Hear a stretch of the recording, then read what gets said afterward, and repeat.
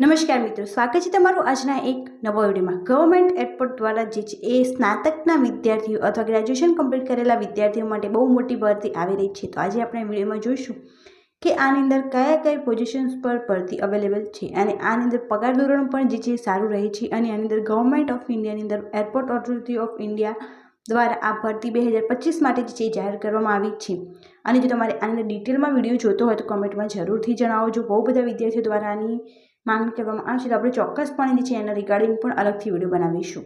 શરૂ કરીએ આજનો આ video. Airport authority of India દ્વારા ભરતી કરવામાં આવી રહી છે 2025 માટે જુનિયર એક્ઝિક્યુટિવની જે નવી ભરતી છે એ કરવામાં આવી રહી છે। છેલ્લી તારીખ જે છે એ રહેશે તમારી 18 માર્ચ। તો 18 માર્ચ પહેલાં તમારે જે છે એ બધું જ કમ્પ્લીટ કરી દેવાનું રહેશે, ફોર્મ ફિલ કરવાનું। ત્યારબાદ જે લાયકાત જે છે એ રહેશે સ્નાતક અથવા તો પીજી બંને લઈ શકાય છે અને અંદર પગાર ધોરણ જે છે એ 40,000થી જે છે માત્ર શરૂ થવાનું છે। જે ફ્રેશર્સ હોય એમને 40,000ની સેલરી જે છે એ પ્રોવાઈડ કરવાના છે। તો બહુ સારી ઓપોર્ચ્યુનિટી છે, તો ચોક્કસપણે અંદર અપ્લાય કરો અને તમારા મિત્રોને પણ શેર કરો જેથી એમને પણ આની ઇન્ફોર્મેશન મળી રહે।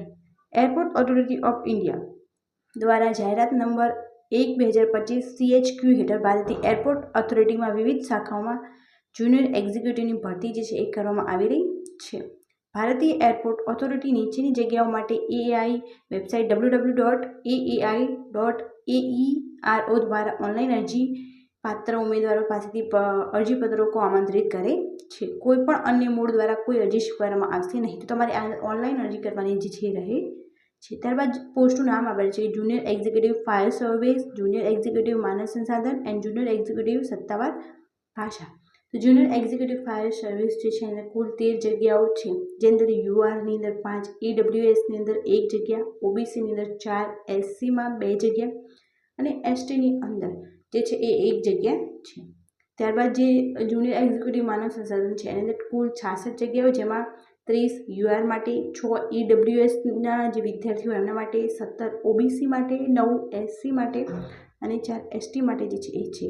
ત્યારબાદ જુનિયર એક્ઝિક્યુટિવ સત્તાવાર ભાષા જે છે એની અંદર કુલ 4 જગ્યાઓ છે, જેની અંદર 4 યુઆર માટે, ઈડબ્લ્યુએસ માટે કોઈ જગ્યા નથી, ઓબીસી માટે પણ નથી, એસટી અને એસટી માટે પણ અંદર કોઈ જગ્યા નથી। ખાલી જગ્યાઓની સંખ્યા કામ ચલાઉ છે અને એઆઈની સંપૂર્ણ વિવેક બુદ્ધિથી વધી કે ઘટાડી શકાય છે। તો અંદર ચેન્જીસ પણ થઈ શકે છે ફ્યુચરની અંદર। ત્યારબાદ અહીંયા યુએનનો મતલબ આવેલો છે કે જેમને અનામત મળેલું હોય, આર્થિક રીતે નબળા હોય, ઓબીસી, આ બધી કેટેગરીની અહીંયા ઇન્ફોર્મેશન પણ એમને આપેલી છે। ઇવેન્ટ જે છે ઓનલાઈન અરજીઓ માટે ખુલવાની તારીખ જે છે 17/2/2025થી આ ફોર્મ ફિલ કરવાના જે છે શરૂ થઈ ગયા છે। ઓનલાઈન અરજી માટે બંધ, ઓનલાઈન અરજી ક્યાંથી બંધ થઈ જશે તો 18/3/2025 એટલે કે 1 મહિનાનો સમયગાળો ટૂંકની અંદર આપવામાં આવ્યો છે। કમ્પ્યુટર આધારિત કસોટીની કામચલાઉ તારીખ જે છે એ એઆઈ વેબસાઇટ www.aai.euro પર જાહેરાત કરવામાં આવશે। વિગતો માટે કૃપા કરીને કારકિર્દી વિભાગ અને એમ્પ્લોયમેન્ટ ન્યૂઝ રોજગાર સમાચાર હેઠળ એઆઈએસની વેબસાઇટ www.ai.aero નું સંદર્ભ લો। તમે એની ઓફિશિયલ વેબસાઇટ છે ત્યાં પણ આ જોઈ શકો છો અને આની લાસ્ટ ડેટ 18/3/2025 છે, તો એ પહેલાં ફોર્મ ફિલ કરી દેવા જેથી તમને જે છે આ અંદર કોઈ ઇસ્યુ ના આવે અને તમે આ ફોર્મ જે છે કમ્પ્લીટલી ફિલ કરી શકો। Thank you so much for watching.